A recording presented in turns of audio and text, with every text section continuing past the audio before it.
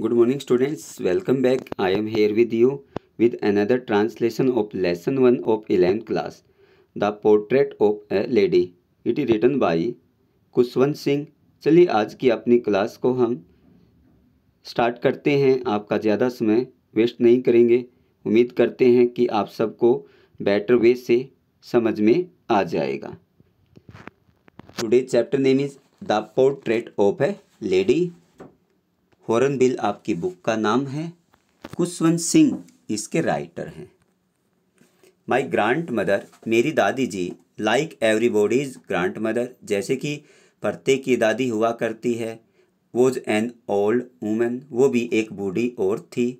C had been old and wrinkled for the 20 years that I had known her, जब से मैं जानता था, लगभग 20 साल से मैं अपनी दादी जी को देखते आ रहा था कि वो बहुत बूढ़ी थी और उसके चेहरे पर झुर्रियाँ पड़ी हुई थी।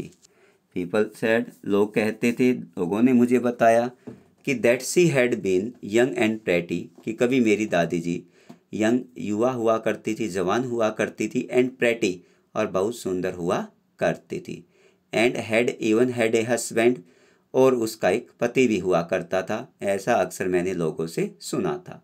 But that was hard to believe, लेकिन इस पर विश्वास करना बड़ा मुश्किल है कि मेरी दादी जी कभी सुंदर रही होगी। माई ग्रांड्स फादर, मेरी दादाजी का पोर्ट्रेट, एक चित्र, हंग अबो द मेंटल पीस, एक मेंटल पीस के ऊपर हमेशा टंगा रहता था। In the drawing room, drawing room में, हमारी बैठक में टंगा रहता था। और मेरे दादाजी ही वोर ए बिग टर्बन, मेरे दादाजी हमेशा बड़ी टर्बन पगड़ी पहनते थे, एंड लूज फिटिंग क्लॉथ, और लूज फिटिंग क्लॉथ पहना करते थे। हिज लॉन्ग वाइट बियर्ड, उसकी लंबी दाढ़ी थी, सफ़ेद रंग की, covered the best part of the chest, छाती का ज़्यादातर हिस्से को ढक लेती थी। And he looked at least 100 years old, और उस फोटो को देखकर ये लगता था कम से कम मेरे दादाजी की उम्र 100 ईयर से ज़्यादा होगी। He did not look the sort of a person, वो ऐसा आदमी बिल्कुल भी नहीं दिखाई देता था। Who would have a wife, जिसकी अपनी पत्नी रही होगी, और चिल्ड्रन, और बच्चे रहे होंगे। ही लुक्ड, वो ऐसा दिखाई देता था एज इफ, मानो कि he could only have the lots and lots of childrens, कि उसके बहुत से ग्रांड चिल्ड्रन, उसके ग्रांड चिल्ड्रन पोते रहे होंगे, ऐसा उसको देख कर लगता था। As for my grandmothers being young and pretty, और जहाँ तक मेरी दादी जी का सवाल है कि वो यंग थी, प्रेटी थी, the thought was almost revolting, ये इस तरह का विचार हमेशा मुझे संघर्ष करता हुआ दिखाई देता। मैं इस बात पर विश्वास नहीं करता हूँ कि मेरी दादी जी कभी यंग और प्रेटी रही होगी। सी ऑफन टोल्ड अस, अक्सर मेरी दादी जी हमें बताया करती थी, द गेम, उस गेम्स के बारे में बताया करती थी। She used to play as a child, जो बच्ची हुआ करती थी, हमारी तरह छोटी हुआ करती थी, जिस दौरान वो खेला करती थी, उस गेम के बारे में दादी जी हमें बताया करती थी। That seemed quite absurd and undignified on her part, जो उसके हिस्से को थोड़ा सा अलग बताता है। And we treated it like the fables of the prophets she used to tell us, अक्सर हम उसके साथ ऐसा ही व्यवहार करते थे, ऐसा ही बिहेव करते थे। अक्सर वो हमें कहानियाँ सुनाया करती थी, किसी साधु संत की कहानियाँ सुनाया करती थी, हम भी ऐसा ही माना करते थे। सी हैड ऑलवेज बिन शॉर्ट, वो हमेशा बहुत छोटी रही थी, ज़्यादा मेरी दादी जी लंबी नहीं थी। And fat and slightly bent, और मोटी थी, और स्लाइटली बेंट, और थोड़ी सी झुकी हुई भी थी। Her face was a crisscross of wrinkles running from everywhere, और मेरी दादी जी के चेहरे पर हर जगह जो चिन्ह थे वो क्रॉस के बने हुए थे, मीन झुर्रियाँ पड़ी हुई थी, और वो झुर्रियाँ आपस में एक दूसरे को काट रही थी हर जगह से। नो, नहीं, वी वर सर्टेन, हमें विश्वास था, she had always been as we had known her, कि हमेशा जैसा हमने देखा था मेरी दादी जी हमेशा वैसी ही रही होगी। वो विश्वास नहीं करता है कि मेरी दादी जी कभी यंग और सुंदर रही होगी। वो कहता है कि मेरी दादी जी हमेशा ऐसी ही रही होगी जैसा कि हम देखते आ रहे हैं। ओल्ड, सो टेरिबली ओल्ड, इतनी भयानक बूढ़ी, she could have grown older, और ज़्यादा वो बूढ़ी हो गई। She had stayed at a same age for 20 years, means 20 साल हो गए हैं दादी जी को हमारे साथ रहते हुए, और वो बिल्कुल बूढ़ी ही हमें दिखाई दे रही है, कोई परिवर्तन नहीं आया। She could never have been pretty, वो कभी सुंदर नहीं रही होगी। पर सी वॉज ऑलवेज ब्यूटीफुल, लेकिन वो हमेशा सुंदर रही थी। She hobbled about the houses, वो मतलब चलती रहती थी। In the spotless white, with one hand resting on her waist to balance her stoop, वो हमेशा धब्बे रहित कपड़े पहनकर, बिल्कुल सफ़ेद रंग के कपड़े पहनती थी, चलती रहती थी। दाग रहित उसके कपड़े हुआ करते थे। एक हाथ को वो अपनी वेस्ट अपनी कमर से लगा लेती थी, to balance to her stoop, ताकि वो अपने आप को बैलेंस कर सके।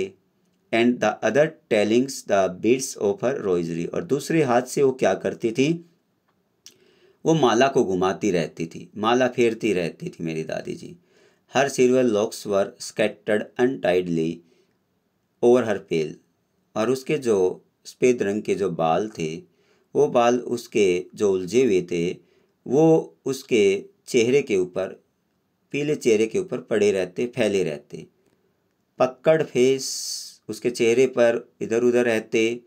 एंड हर लिप्स, और उसके जो हाथ थे, कॉन्स्टेंटली मूड इन इनऑडिएबल प्रेयर्स, लगातार उसके होठ प्रार्थना करते रहते थे, और वो प्रार्थना किसी को सुनाई नहीं देती थी। इनऑडिएबल थी वो प्रार्थना, मीन्स चुपचाप वो प्रभु का नाम लिया करती थी। यस सी वॉज ब्यूटीफुल, हाँ वो बहुत सुंदर थी। She was like the winter landscape in the mountains, वो इतनी, यहाँ पे जो खुशवंत सिंह का दादी जी की तुलना करता है, जैसे कि माउंटेन्स जो हो जाती हैं सर्दियों में, बहुत ही सुंदर दिखाई देती, क्यों, बर्फ़ चारों तरफ गिर जाती है, वहाँ का नज़ारा बहुत ही प्लेजेंट होता। वैसे ही मेरी दादी जी बहुत सुंदर दिखाई देती थी। An expanse of pure white scanty breath in peace and contentment, क्योंकि वहाँ पे जो पहाड़ों में जो बारिश बर्फ़ गिरती है, तो चारों तरफ हमें शुद्धता दिखाई देती है, बिल्कुल वाइट सफ़ेद रंग चारों तरफ दिखाई देता है, शांति दिखाई देती है और संतुष्टि दिखाई देती है। वैसे ही मेरी दादी बिल्कुल शांत, संतुष्ट और एक प्योर दिल वाली दिखाई देती थी। My grand mother and I were good friends, मैं और मेरी दादी जी बहुत अच्छे दोस्त थे। My parents left me with her, मेरे पेरेंट्स ने मुझे छोड़ दिया था मेरी दादी के पास। When they went to live in the city, जब मेरे पेरेंट्स शहर में गए थे, रहने के लिए चले गए थे, जब मुझे मेरी दादी जी के पास छोड़ गए थे। And we were constantly together, तब से हम लगातार, मैं दादी जी के साथ रहा था। She used to wake me up in the morning, मेरी दादी जी मुझे सुबह उठाया करती थी जल्दी।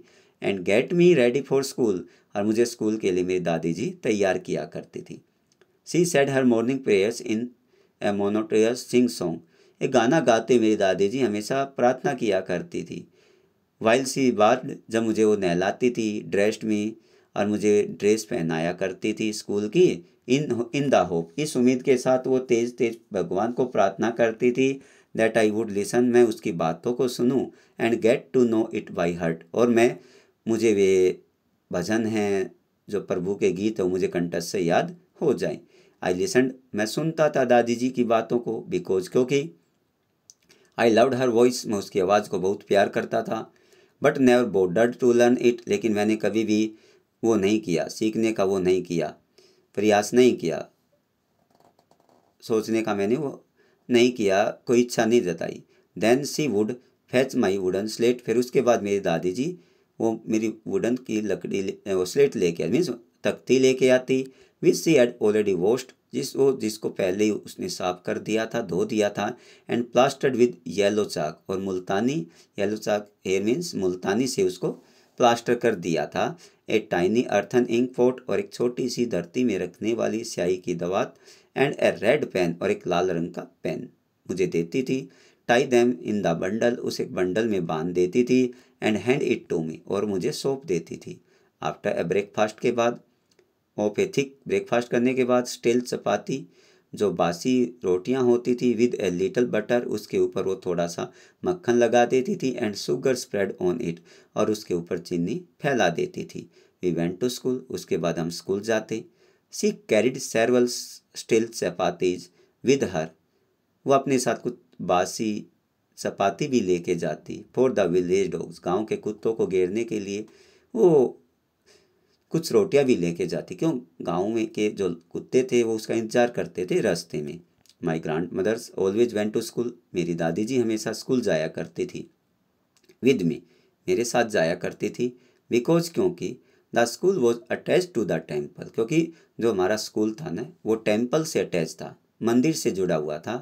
The priest taught us the alphabet and the morning prayer, पुजारी हमें सिखाया करते थे अल्फ़ाबेट और सुबह की प्रार्थना सिखाया करते थे। While the children sat in द रोज, जबकि बच्चे एक पंक्तियों में बैठ जाते थे। On the either side of the veranda, veranda की दोनों साइडों में।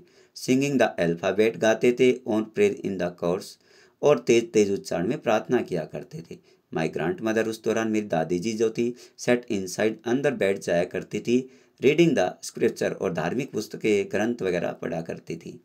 Van we had both finish, जब हमारा दोनों का कार्य समाप्त हो जाता था, मीन्स स्कूल ऑफ हो जाता था, we would walk back together, हम दोनों इकट्ठा आते थे। दिस टाइम, इस समय, the village dogs would meet us at the temple, उस समय फिर वही गांव के जो कुत्ते थे वो हमें टेम्पल के दरवाजे पर मिल जाया करते थे। They followed us to our home growling and fighting, घुराते हुए, एक दूसरे से लड़ते हुए हमारे पीछे पीछे घर तक आते थे। फॉर द चपाती, उस चपाती को लेने के लिए। वी थ्री टू डैम, जो हम उनको फेंक देते थे, उसके लिए आपस में लड़ते भी थे, घुराते भी थे और घर तक आते थे। वैन, जब माई पेरेंट्स वर कंफर्टेबली, जब मेरे जो पेरेंट्स थे वो कंफर्टेबली सेटल्ड, पूर्ण रूप से सेटल्ड हो गए, शहर में बिल्कुल सेटल्ड हो गए, अच्छी तरह से रहने लगे। दे सेंट फॉर अस, उन्होंने हमें बुला लिया। That was a turning point in our friendship, यही हमारी फ्रेंडशिप का एक टर्निंग पॉइंट था। Although we share the same room, यद्यपि, यहाँ से हमारी जो फ्रेंडशिप थी उसमें थोड़ा ब्रेकअप हो जाता है। ऑल दो, यद्यपि, we share the same room, हम रूम को शेयर करते थे, इकट्ठा शेयर करते थे। My grandmother no longer came to with school me, अब मेरी दादी जी क्या थी, अब मेरे साथ स्कूल नहीं आ सकती थी। हालांकि हम एक ही कमरे में रहते थे, लेकिन अब मेरी दादी जी मेरे साथ स्कूल नहीं आ सकती थी। I used to go in the English school, I used to go to the English school में मैं जाया करता था। इन ए मोटर बस, एक मोटर बस में मैं जाया करता था। There were no dogs in the street, उस समय गलियों में कोई कुत्ते नहीं हुआ करते थे। And she took to feeding sparrows in the courtyard of our city's house, city घर में जो घर था वहाँ पे, हमारे शहर में जो घर था, उस घर के आंगन में वो चिड़ियों को रोटियां खिला देती थी। कुत्ते तो वहाँ पे नहीं थे। अब दादी जी ने अपने आंगन में जो स्पैरोज थी, चिड़िया थी, उनको खाना खिलाना शुरू कर दिया। As the years rolled by, अब साल बीतते गए। बाई वी सा, हमने देखा। लेस ऑफ ईच अदर, हम अब बहुत एक दूसरे को देख पाते थे, बहुत ही हमारी मुलाकात हो पाती थी, किस, मेरी और मेरी दादी जी की। फॉर सम टाइम्स, कुछ समय तक, she continue to wake me up, कुछ समय तक तो दादी जी ने मुझे लगातार जगाया। Gate me ready for school, school के लिए मुझे तैयार भी किया।